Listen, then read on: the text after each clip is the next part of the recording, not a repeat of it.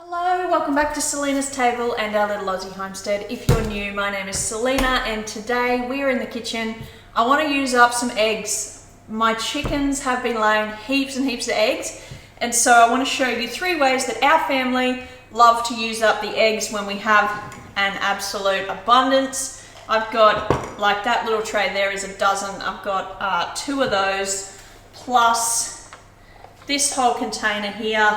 And we really need to get something done because they are just delivering beautifully every single day. We are just getting an abundance. So I want to show you some things that my family loves. Our very favorite thing, and I'm not going to make it today because I made it just the other day and I showed you a video recently, and that is homemade egg pasta. If you would like my recipe on how to make homemade egg pasta, I will make sure there's a video link somewhere here for you. I did do a video recently that really went through the details of my pasta recipe, and I did say in that video that you can freeze your dough. So this here is a whole batch of pasta. I made it the other day. I made a double batch, and we ate one for dinner that night, and the other batch I made and I froze. So what I do is I just make it into little nests like this, and they live in a zippy bag that lives in my freezer. And when we run out of this, I will make some more.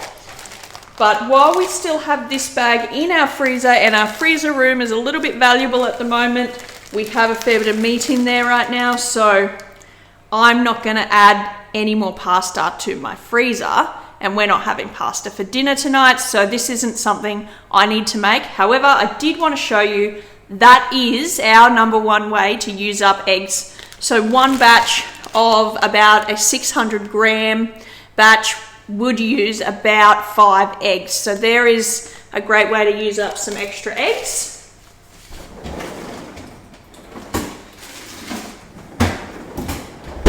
What I'm going to make today is the classic quiche. So I don't know an Australian that doesn't love quiche. If you don't love quiche, I'm sorry. I hope I just didn't offend you. What I do have is a bunch of leftovers. So those are going into my quiche, and this is why we love quiche, because you can make this pretty much any flavor you like, okay? We've got some leftover bacon bits from when we had pizza. We have some leftover roasted sweet potato from when we had some roast veg with steak the other night for dinner, and I've just set aside our leftovers.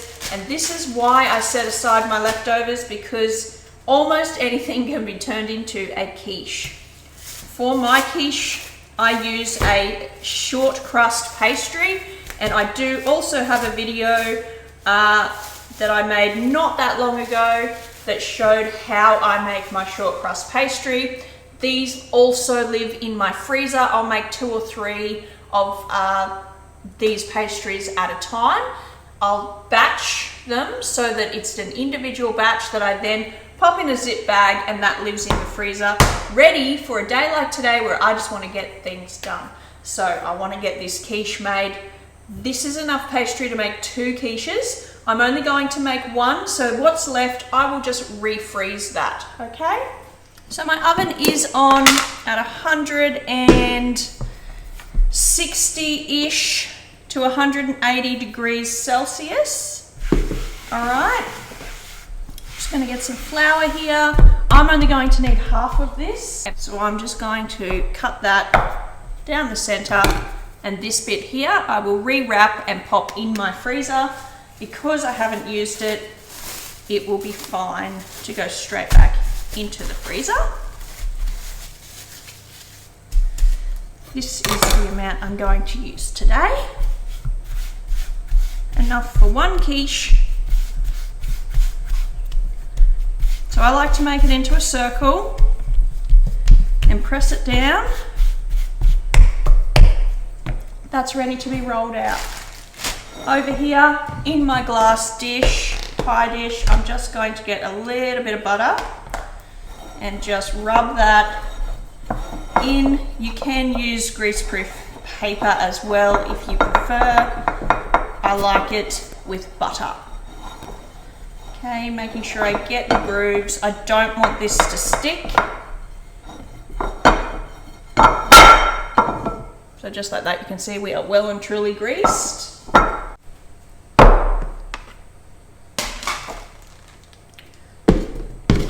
Just a little more flour. And I want to roll this out into an even circle shape if possible.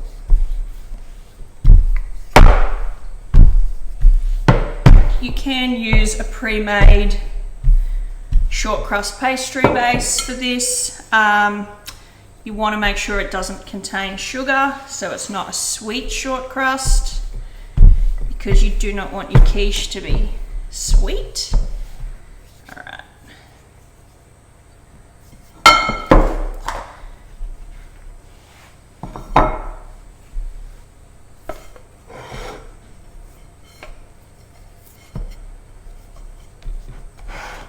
Now the beauty of quiche is we don't need to pre-bake this at all. We are ready to go and start filling as soon as our pastry is in here. So I am going for that rustic look again today. Just like that. I'm going to set that aside, move this out of the way because I need to do some vegetable chopping. The great thing about quiche is you can put virtually anything into it that you like, and that's why we love it for using up some leftovers. So what I've got here is just some cheddar cheese, and I'm just grating that. If I had some pre-grated, because I was a little bit more organized, that would have been even better, but I don't. So I've got about 1.5 to 2 cups of cheese. And what you want to do is you want to put your cheese in the bottom. Okay, this will ensure that lovely cheesy flavor is all through your quiche, and it will still bubble up on top, so don't worry that we've put it in the base. All right, next I'm going to put some bacon bits, and I've got about 1.5 cups of diced bacon. And I am just, again, spreading that out. I'm going to add what was left of my roasted sweet potato. So that's probably half a decent sweet potato roasted, and that's cold. That's cold because it's come straight out of my fridge. So you don't need to have hot veggies going into this. If you were making this quiche specifically and you wanted to have some roast sweet potato in it, it's okay if it's still warm, but you know, it's perfectly fine if you wanted to pre-roast that as well. I have also got here a little bit of asparagus that I am just going to slice on an angle because I only have the 2 spears.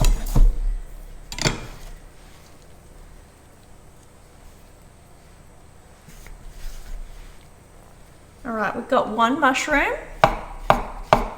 Just going to give it a little slice.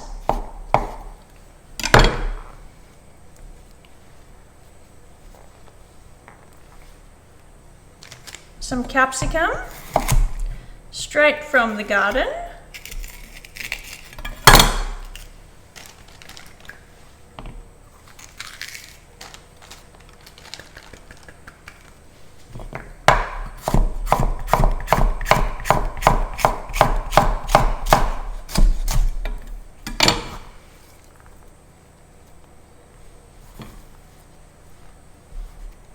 Okay, I only need half of that.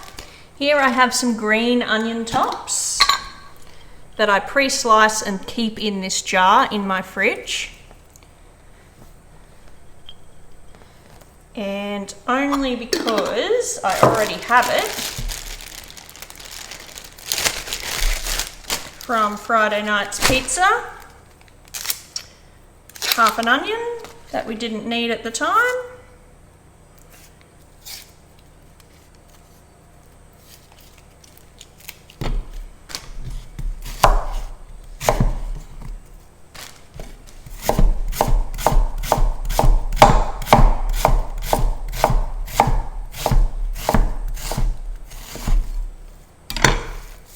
I just give it a bit of a squeeze just to separate that a little bit. Now this onion is going to be beautiful and caramelized on the top.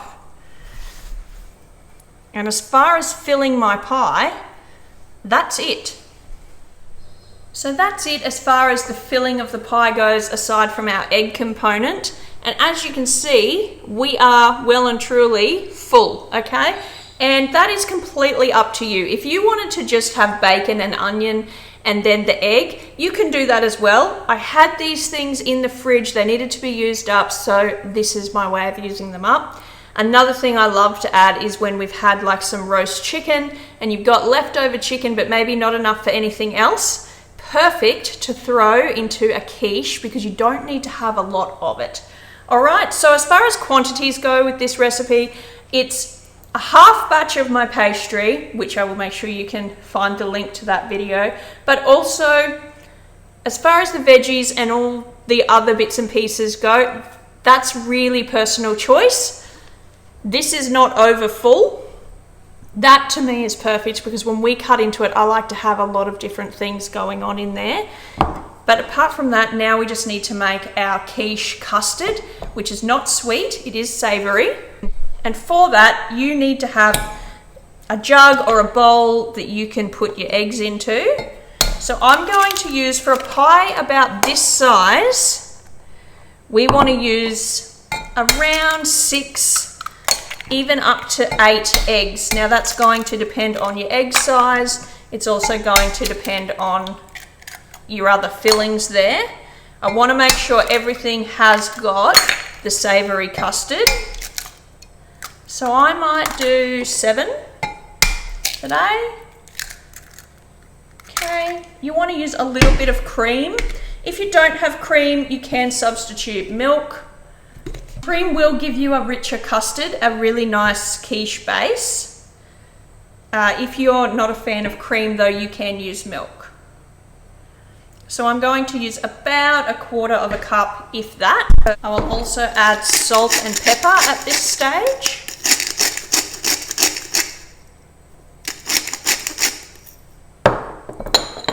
And about 1/2 teaspoon of salt, because we do have all that cheese in there and the bacon.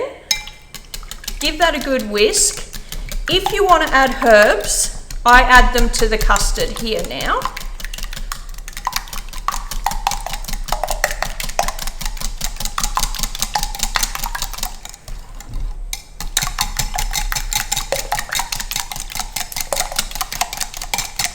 So I do have some parsley and some chives that have been sitting in my fridge for about 3 days. They were freshly picked from the garden, but because I have them in there and they're going to need to be used into something, I'm going to add them here. So again, the herbs, if you want to add herbs, that's entirely up to you. I don't normally add dried herbs though. Okay, give that a good beat. You want your egg and cream to be well incorporated, like that.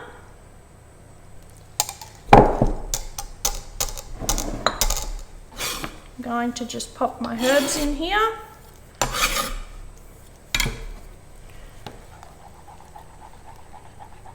Because I'd like the herbs to go all through the quiche instead of just sitting on the top. And then it is simply a case of pouring your egg custard over the top.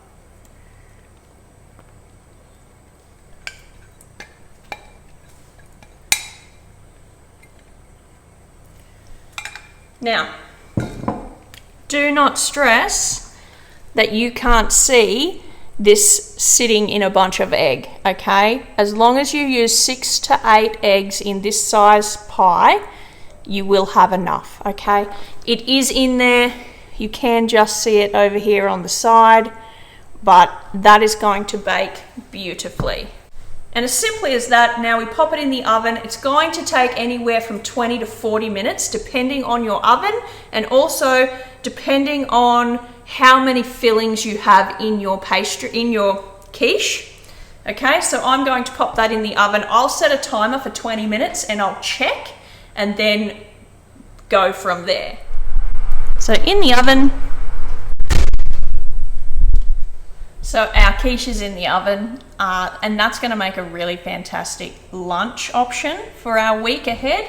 So with a side salad, easy, done. In the fridge, you can eat quiche hot or you can eat it cold. But the next dish I want to show you are my Instant Pot deviled eggs. These deviled eggs are exactly the same as a regular deviled egg. What makes them my Instant Pot deviled eggs is just the fact that I boil my eggs in an Instant Pot, and I thought maybe I could show you in case you didn't know how to use your Instant Pot or your pressure cooker for boiling eggs. So to make Instant Pot deviled eggs, you're going to need your Instant Pot, and you'll need the little wire trivet that came with it. If you don't have one of these, I'm not sure it's going to work, okay? Because we don't want our eggs to actually sit on the base of our pot. So what I do is I put my rack inside the pot. There's nothing else in here, but what I will do is now I will put water in up into the base of that rack. So when my eggs are in here sitting on top of this rack, they won't be wet by the water underneath, but the water will come up to just the base of that rack, and I'll show you when I've put some water in there. Now I have some water in here, as you can see, and the top of my rack is dry, but just below it is wet. Okay, so I'm not sure how else to show you. There you go. And now all we do is put our eggs onto the rack, however many we think we would like to boil. That one has a hole in it, so we're not going to use it.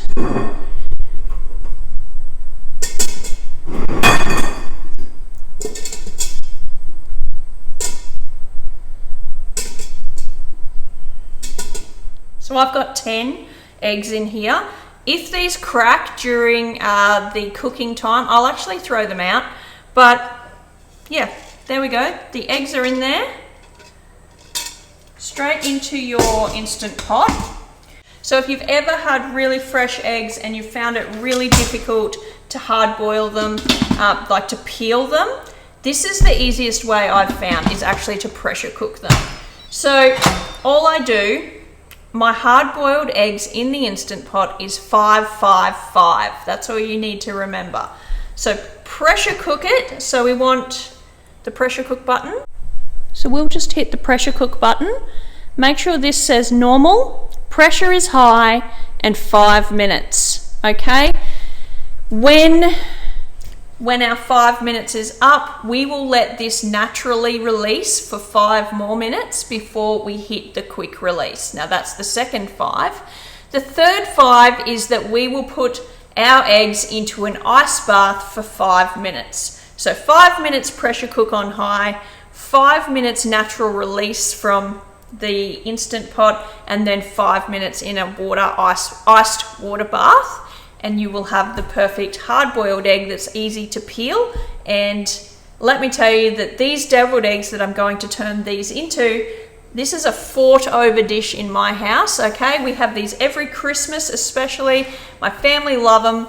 Any barbecue we have, if I put the effort in to make these deviled eggs, they just go crazy for them. Every single member of my family loves these eggs. Even the ones who don't really love eggs love these eggs.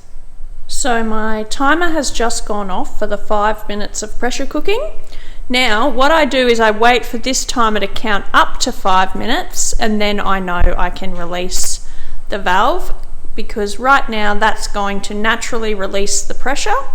So it's been 5 minutes, and now I'm hitting the quick release button, and we will wait until this little toggle here pops down before we open the lid. So it doesn't take long for that to happen. Our little toggle is now down, so it's safe to open the lid. And I've only had one crack. Now now that lid sits there. So I've had one crack.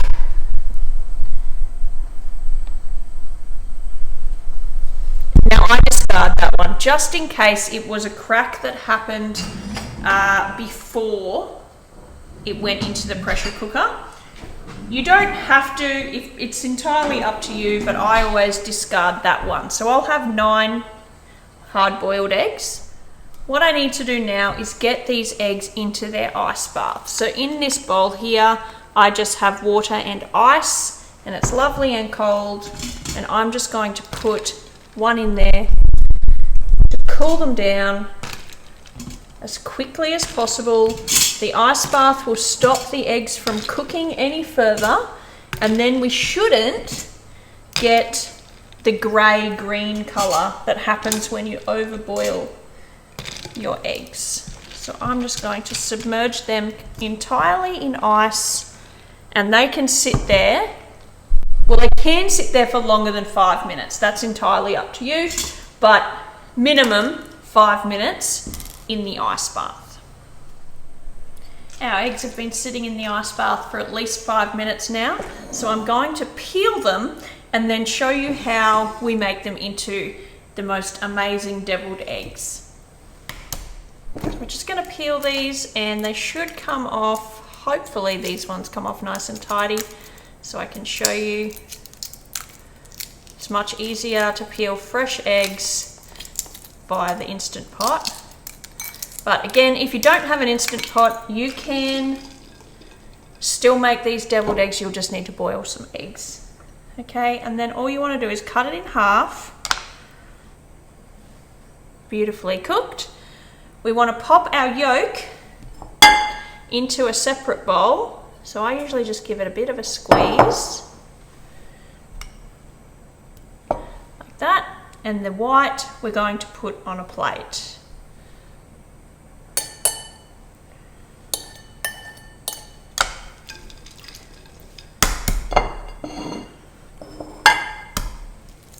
So you just need to do this to all your eggs. Separate them. And all these shells are going to go back into our garden, into the dirt. You could also dehydrate your shells or oven dry them and give them back to your chickens if you want to.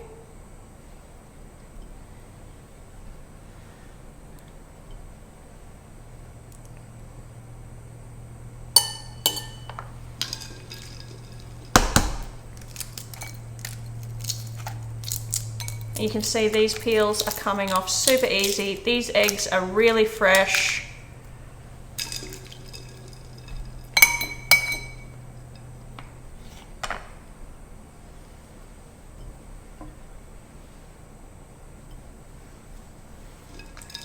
And the blue ones I find are normally my hardest ones to peel, regardless of how fresh they are. I'm not sure why, but they just seem to be a lot more stuck. Like even that one, we had a bit come off.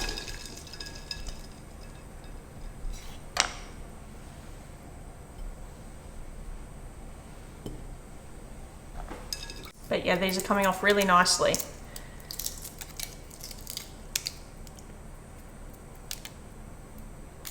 And the reason I just double dunk them is just to wash off any shell that might still be stuck.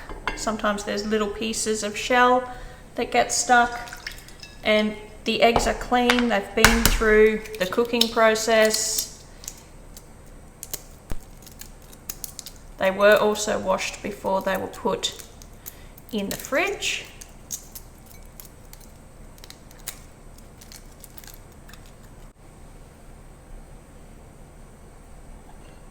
So there's our little plate of whites. And then we need to do something to our yolks. So I'm just going to get this out of the way. So to your bowl of egg yolk, you want to add a little bit of pepper, a pinch of salt, about a teaspoon of American mustard. You're going to want about a tablespoon of mayonnaise, just like that. And then we are just going to mash them with a fork. You could use a little whisk if you wanted. We want to get this all mashed together.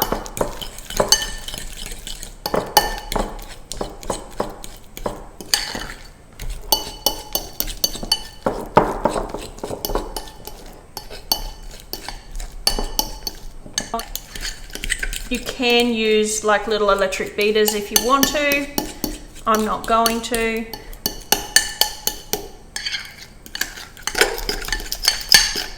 If you find that your egg yolk is a little dry, you can add some more mayonnaise. If it's too wet, there's not really much you can do other than boiling more eggs and adding more egg yolk. I'm going to add a tiny bit more mayonnaise to that. So just about a teaspoon more.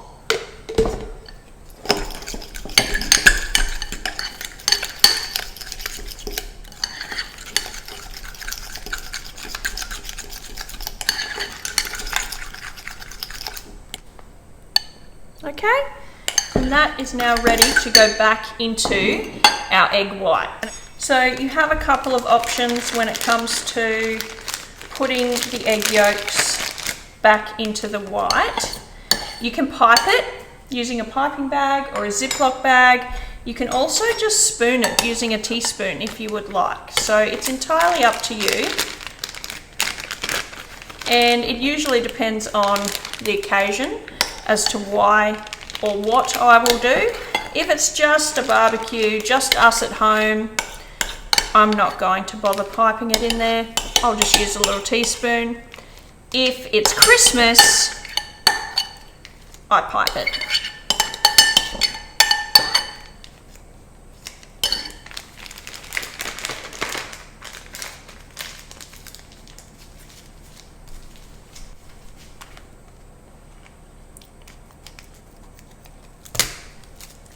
Okay. And then you just fill your little whites up. And they're sliding all over the place.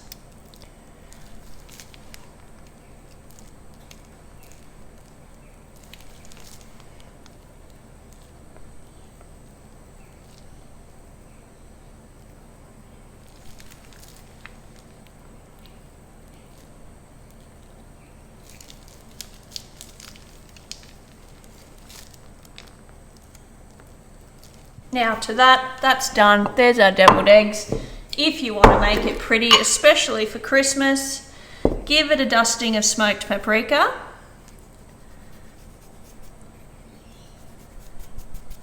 And even a little snip of chives. Now this is especially for Christmas, then you get your green and your red in there, nice and fine.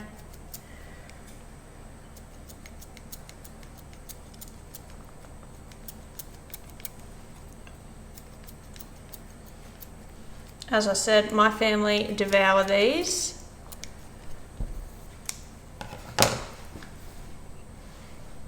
Deviled eggs.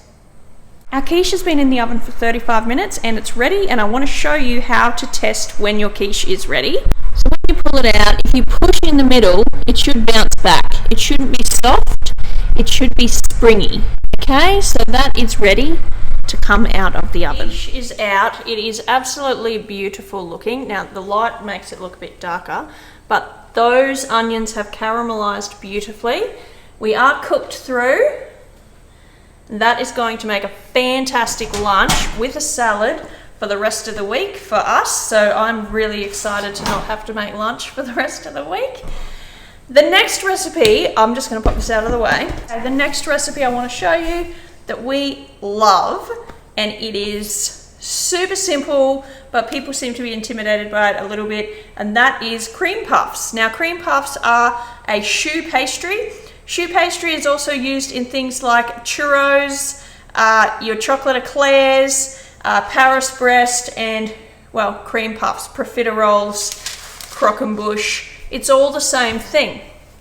So with a cream puff, it's a little choux pastry that has just whipped cream inside of it, and you can dust the top with icing sugar, you can dip it in a fondant, you can also sprinkle like white chocolate, dark chocolate on it.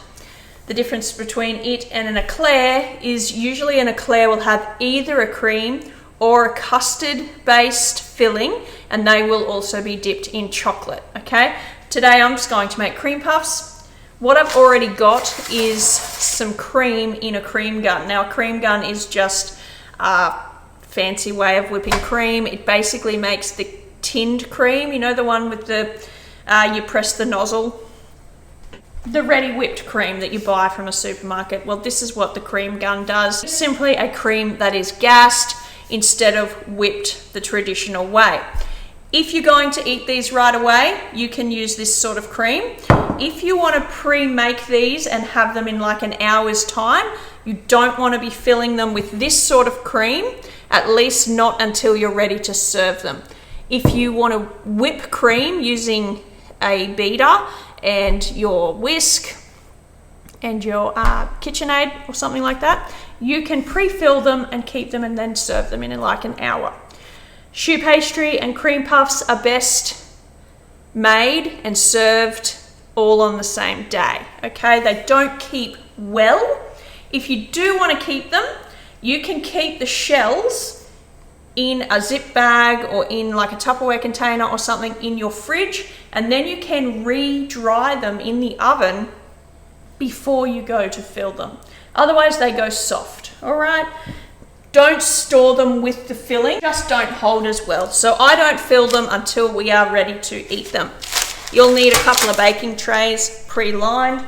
My oven is already on. So I keep my temperature at about the 160 degrees Celsius mark when I'm making cream puffs, okay? And they are super simple. So what you will need is a saucepan with 300 mils of water. You'll also need to have pre-measured out 200 grams of plain flour, 100 grams of butter. We're going to need a pinch of salt, and then we will need 5 eggs. So on your stove, pop your water on a high heat, and you want to add your butter to your water.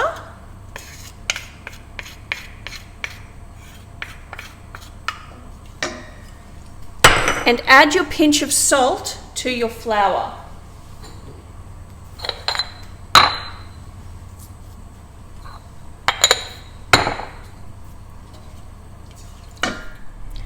So what we are doing is we are melting our butter and water together, and then we will add our flour and salt into something that's called a panada, okay? So all I'm doing right now is stirring my butter and my water together. We want to bring that up to a boil, but not have it be boiling. So you can see we are coming up to a boil. The bubbles are moving quickly. Now you want to, in one go, put all of your flour in and stir that continuously.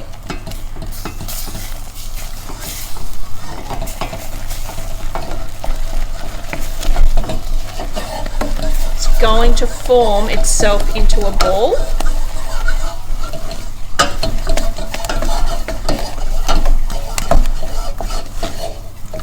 Once it forms itself into a ball, like that, we are done with the stove, okay? So once we've come straight from the stove, pop that straight into the bowl of your stand mixer. Okay, I let this cool down for just a couple of minutes, not very long, while I get my eggs out. So in the bowl of a stand mixer, because we don't want to scramble our eggs, but the hotter your panada is, the more eggs it's going to be able to hold before it becomes too loose. Getting the texture of the finished choux dough right is what matters here.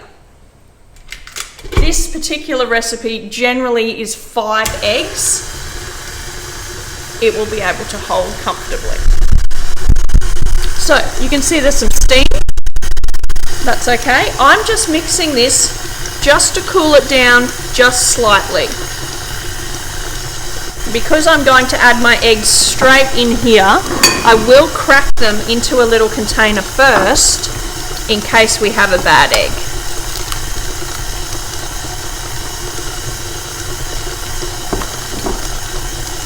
With your mixer going, just as it is, this is all real time. I haven't sped anything up or slowed anything down. You can see that there's still steam coming out of my panada, okay, but my mixer's going. I'm going to add my first egg and just let the mixer do its thing while I crack my second egg.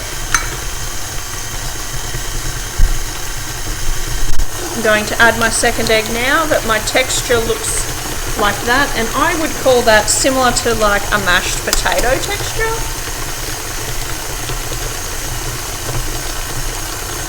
Okay. Ready for our third.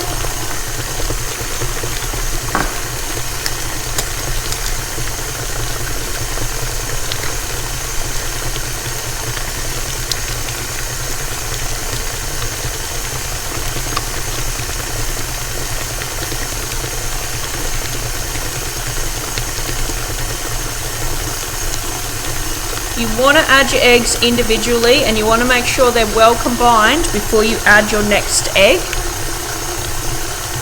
So like that, that looks good, ready for the next egg. When it's wet and sloppy like this is not when you would add your next egg, okay? So this will be my 5th one going in now.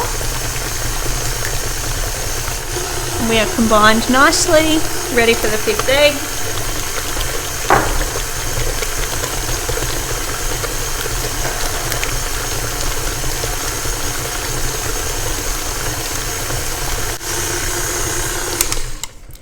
So this texture here is what we are looking for. It's shiny, it's holding itself together. You can see where the beaters were, that it is holding nice and firm, but it's not too dry. It's also not wet and sloppy like it was when the eggs were being beaten in. So that texture there is exactly what you're looking for. So now that our choux pastry is ready, we just take it off the beaters. You want your oven to be preheated if you were making these and there was nothing else already being cooked, like we had our quiche already today.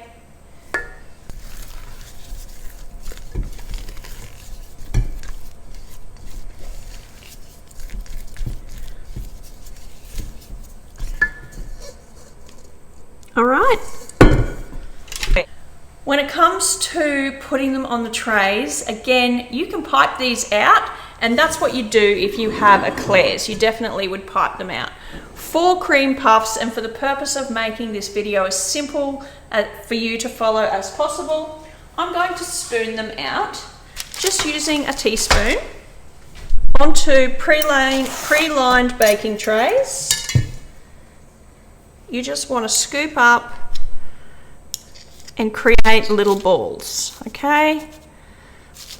Now, whatever shape they are here, that's what they will stay looking like. They'll puff up, but if they've got pointy edges, they're going to have pointy edges, okay? And you want cream puffs to be about a teaspoon in size, so if you are piping them, keep them to being about a teaspoon in size.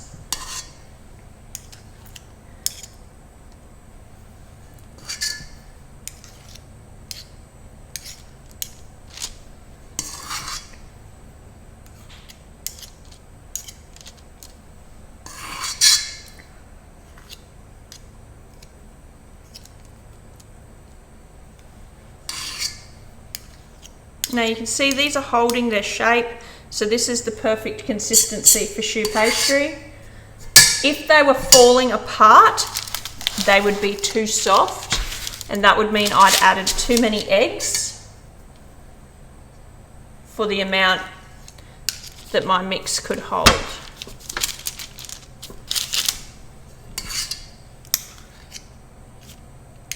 And this batch will make you plenty of cream puffs to share with, frankly, whoever you want.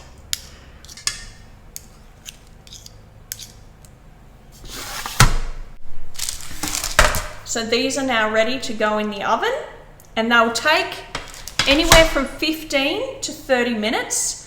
The key within the oven is do not open the door to test them. You need the steamy environment that's inside the oven to stay in the oven to keep the cream puffs nice and puffy. So what they're going to do is cook, and then the inside is actually going to dry itself out. That's the whole idea, is to have a hollow pastry shell that we can then fill. So into the oven. All right, straight out of the oven, and they're moving around, as you can see. They're lovely and dried, they're puffy, ready to be filled. So what I'm going to do is pop them on this cooling rack, because you want these to be completely cooled down before you fill them with anything. So our choux pastry is out of the oven, they are cooled down. And the great thing about this pastry is you can fill it with so many different things. And because we don't have any sugar in it, you can even make this a savory based dish. I will probably do a whole video on different things you can make with choux pastry.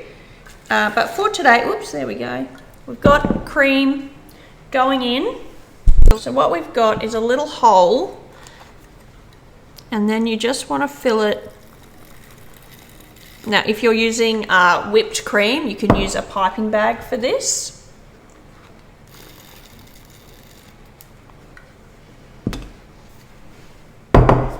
And then for cream puffs, our favourite way to have them is just dusted with some icing sugar. And that is a really delicious, really simple way to use up some eggs. I will do a video with a few different ways and flavours that we like to use this pastry, because it's super versatile and it's really a great way to use up eggs. So there you go, there's some beautiful yummy cream puffs ready for some people to come home and devour. So thank you for spending time with me today in the kitchen. I hope you enjoyed this video, and if you were looking for some ways to use up your eggs, this is a really fantastic way to do so. I hope you enjoyed the recipes and watching, and don't forget to like, subscribe, share around, and I always do enjoy seeing when you leave nice comments. So thanks for joining me today. Have a fantastic week, and I'll see you next time. Bye.